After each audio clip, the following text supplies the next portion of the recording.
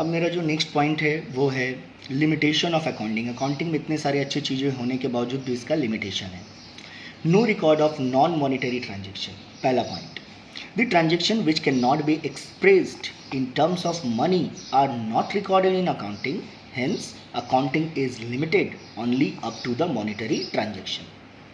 जब आप किसी इंसान का केवल वैल्यूएशन मॉनेटरी टर्म्स में करते हो और उसका नॉन मॉनेटरी टर्म्स यानी कि उसका जो ईमानदारी है, जो वो हार्डवर्क करता है, वो जो लॉयल्टी देता है, उसके लिए जब आप रिकॉर्ड नहीं करते हो तो ये केवल एक साइड को ही रिकॉर्ड करता है, यानी कि ये लिमिटेड हो जाता है।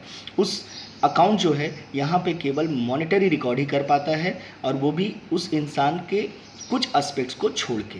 इसीलिए बोला जाता है कि ये इसका पहला लिमिटेशन है जो उसके केवल टाइम को मेंटेन करता है। अगर कोई इम्प्लॉई मेरे यहाँ 8 घंटा ड्यूटी करता है तो ये उसको रिकॉर्ड करता है कि 8 घंटा ड्यूटी का सैलरी कितना दे रहे हैं। बस उस 8 घंटे में वो कितना ऑनेस्ट है, कितना लॉयल है, इसका रिकॉर्ड यहाँ नहीं होता है। Legal restriction in case of companies, various provision of Companies Act 1956 old, 2013 new are to be complied with and hence certain limitation are imposed by law on accounting system। यानी कि legal restriction भी है। इस एक simple line में बोलना चाहूँगा कि अकाउंटिंग सिस्टम में ही कुछ रूल्स हैं जो इसके स्कोप को थोड़ा सा छोटा कर दे रहा है। इस लाइन का मतलब यही हुआ। No record of changing price level. Price level यानी कि इन्फ्लेशन डिफ्लेशन का हम लोग यहाँ बात कर रहे हैं। Cost concept is adopted in accounting, changing prices are not considered, this is very strong limitation of accounting.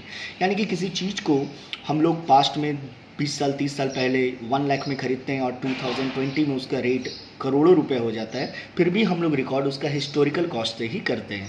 This is a very strong limitation of accounting. यानी बैलेंस शीट में जब उसको दिखाया जाता है तो हमेशा बुक वैल्यू पे दिखाया जाता है। No record of immaterial information. Convention of materiality is very important in accounting. An account has to make a distinction between material and immaterial items. All material item must be disclosed in financial statement. Hence, material item is the limitation of accounting. Accounting Standard 1 and Accounting Standard 5 emphasize on this aspect. Material और immaterial दो तरह का item होता है जो account को affect करता है। जब भी हम लोग फाइनल अकाउंट बनाते हैं तो इसमें जो मटेरियल आइटम होता है जिसके बेस पे हम लोग प्रॉफिट एंड लॉस और बिजनेस का पोजीशन को शो करते हैं, बट कुछ इमटेरियल आइटम भी होता है जिसको कभी भी फाइनल अकाउंट में नहीं लिया जाता है, जिसके कारण इमटेरियल आइटम जिसको हम लोग विच कैन नॉट बी सीन और टच, जिसको हम छू नहीं सकते, देख नहीं सकते, और जिसके अलावा वो बिजनेस में होते हुए भी उसका रिकॉर्ड बिजनेस में नहीं होता है। तो ये जो है हमारे अकाउंट के पावर को लिमिट कर देता है। ये गुडविल से कंसर्न नहीं है क्योंकि गुडविल का रिकॉर्ड बिजनेस में होता है। इसके अलावा भी बहुत सारे item. No record of prospective profit. In accounting provision is made for prospective losses like provision for bad debts but not provision made for prospective profit. This is another limitation of account which is based on the concept of conservation and it is recognized in Accounting Standard 1. हम लोग सब जानते हैं कि account में आप लोग पढ़े होंगे स्टैंडर्ड 11 में provision for bad dates, provision for depreciation, provision for income tax, ये सारे चीज़ें हैं।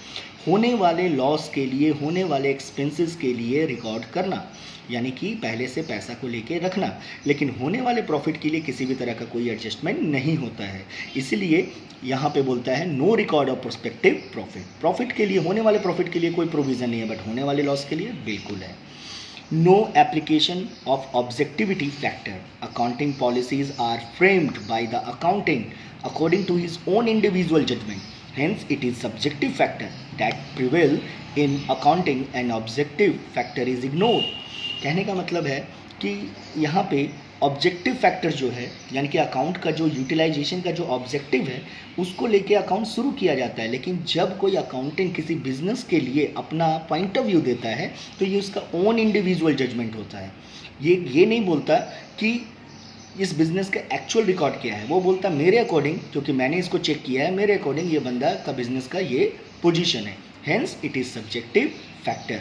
यानी कि ये सब्जेक्टिव फैक्टर, यानी कि अगर हम किसी दूसरे पर्सन को बुलाएंगे तो वो बंदा अपने अकॉर्डिंग अपना जजमेंट देगा।